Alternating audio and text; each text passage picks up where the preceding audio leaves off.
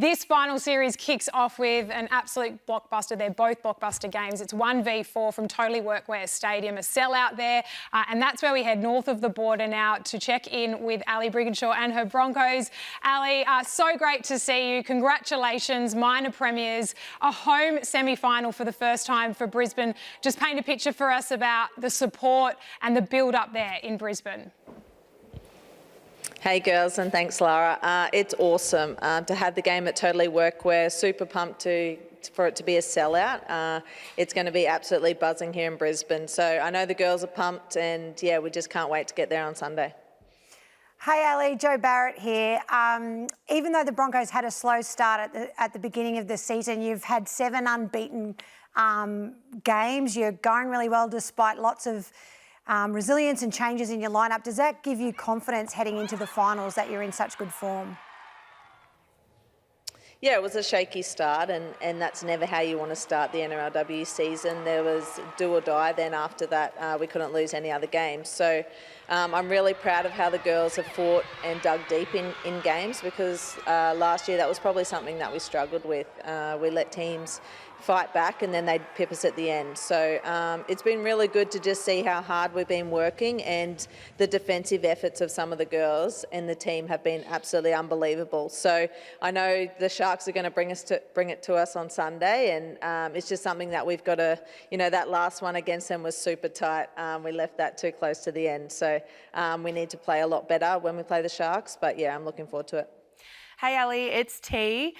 Look, speaking of individual efforts, you're someone that's been a huge standout for your team. I remember sitting next to you on this couch in round 1, and you set a very clear expectation on where you wanted the Broncos to be this year after 2 unsuccessful seasons. But for you, you've led them to semi-finals for the first time in a couple of years.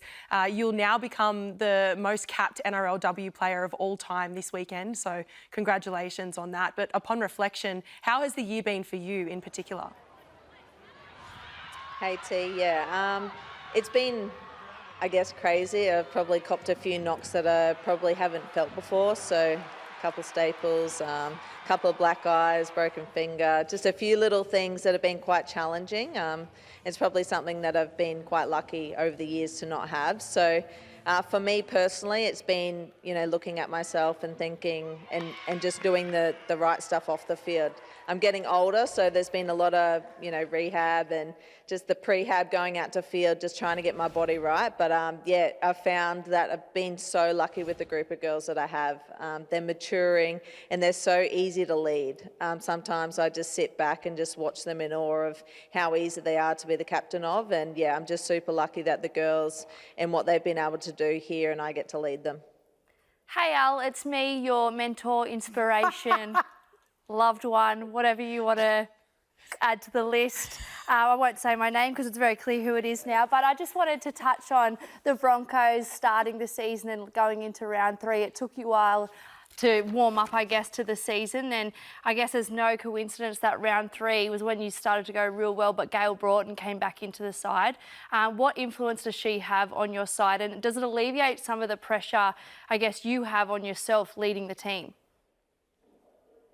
Yeah, she's just a confidence player, and she instilled confidence within the team. So I was just super happy to have her back, but just the way she came back, she just found the form immediately.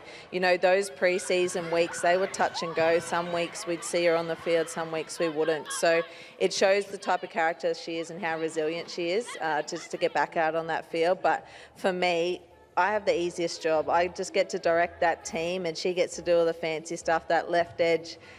They do all the crafty and fancy stuff, and I call the right edge the hard workers. So we get down to business and they get to finish it off. So I'm super lucky to play alongside her. I feel like it's brought out a bit of youth in me, don't you reckon, Sammy? But not quite, but we'll touch on that I just love playing alongside her. You mentioned earlier just how close it went for you guys against the Sharks, and while you did get the win, it was down to the final play with Lenarduzzi scoring over. As you head into a semi-final, how do you draw on that experience to make sure you're not in that position this Sunday against the Sharks? Yeah, the Sharks brought something different that we probably hadn't seen in the other teams, and it was just their incredible line speed. So they came out there to put us under pressure, and we felt that. So we probably weren't expecting the line speed because it was quite different to the other teams. So no doubt that we'll know what we're in for this week. But I was just... When I watched that game back, I watched it back again the other day, just how proud I was of the girls. That was an unbelievable fight back. So I'm going to say just to the group, I guess, it's just instilling them with confidence. But no doubt the Sharks, that would have hurt a lot for those girls. So I'm no doubt that they'll be coming out to bring it on Sunday. But yeah, that game will stay in my memory for a long time, just with how proud I was of the group of girls and how far they've come. Well, Ali, before we let you go, just behind you is the Courier Mail fan wall where fans can come in and actually put some fan mail in. I just have to ask, who's the most popular NRLW player and why is it you? Because she writes her own letters. It's definitely not me. There's so many fan favourites here. I would say Melee and Stacey Walker are the new fan favourites. We have people lining up out the door just to see them. So they are the fan favourites, and then Gail is very, very close behind. So, yeah, sadly, mine's not too full, but yeah, that's okay. Move over, Reece Walsh. It's the girls' turn to get all the fan mail. Ali, it's been a joy to watch you guys play this season. Hopefully, not for Tiana's sake, but for your sake, it continues to a grand final. Thanks so much for joining us and good luck on Sunday. No worries. Thanks, girls. Yeah, Brisbane riding a wave of confidence right now, and Ali Brigginshaw is absolutely loving it. You're the underdogs, Tiana. Hopefully you can use that to your advantage. But she said there that she's watched that game the last time you met just this week. She's super proud of her team's effort. What confidence can you take out of the fact that you almost pipped Brisbane at home? Yeah, I think we're in the same position. I guess the target's off our backs now going in as the fourth ranked team into semis. So with a lesser experienced team when it comes to finals, I guess that works in our favour. And my team was full of confidence coming off the back of that loss as well with Brisbane, because the week before we got flogged by the Roosters 40-0. So to be able to take it to a team... Yeah, you heard me, Sammy, you heard me. So to be able to turn it around and to be able to put on a performance up in Queensland like that, we took lots of confidence from it as well. But I guess the girls are licking their lips at a rematch this weekend. Can't wait. Well, the Brisbane Broncos, they have got a lot of finals experience in their lineup. Ali Brigginshaw obviously leading the way. 51 games to the Sharks 24 when it comes to finals.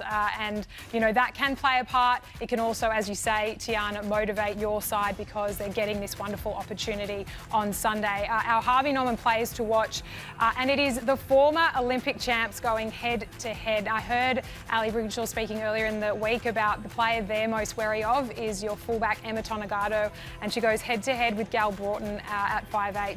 How do these two, for you, Joe, hold the keys, or Tiana, I should ask you, hold the keys to success for both sides? Look, I think both of them can break a game open. They both play with so much flair and X factor, and they're both great ad-lib footballers as well. You don't really put them in a box and stick them to structure because it's just not the way that they play. And you look at when Emma Tonegado was playing in the six, she was one of our best players on the field, and she has grown so much in terms of her football IQ and awareness by really taking on that six role. So putting her back in at fullback, she's one of the best fullbacks in the game. She can break a game open, provided she's given the right opportunity. And the same with Gail Broughton. We just heard about Ali Brigginshaw speaking on how Gail plays with so much confidence, and despite not having the best preparation into this season, I think she's in career best form as well. So I think those two will be playing lots of eyes up footy and really looking for their opportunities, particularly in the back end of each half when there is some fatigue and a little bit of scattered defence. That's where players like Gail and Emma really find a lot of fun. It has been such an unbelievable season from the Broncos number 6. And you heard from Ali there, it was touch and go whether she would even play this season. And you could easily mount an argument to say without her, they are not in this position right now.